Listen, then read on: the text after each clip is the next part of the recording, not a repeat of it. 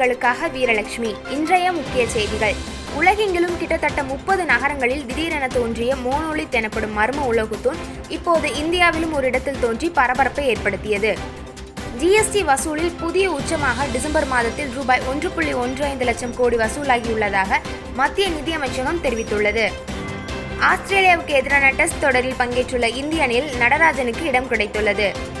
பிரபாகரனின் வாழ்க்கை வரலாற்று படமான மேதகு திரைப்படத்தின் ட்ரெய்லர் இன்று மாலை 6 மணிக்கு வெளியிடப்பட்டது.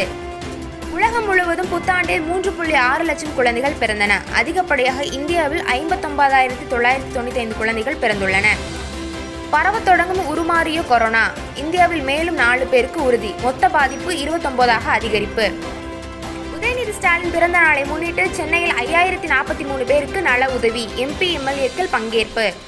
இந்தியாவில் கோவிஷீல்டு தடுப்பூசிக்கு ஒப்புதல் அளிக்க நிபுணர் குழு பரிந்துரை என தகவல். கேரளா, கர்நாடகம், அஸ்ஸாம் உள்ளிட்ட மாநிலங்களில் பள்ளிகள் திறப்பு. டெல்லியில் கடந்த 15 ஆண்டுகளில் இல்லாத அளவாக இன்று கடும் குளிர் 1.1 டிகிரி செல்சியஸாக பதிவானது.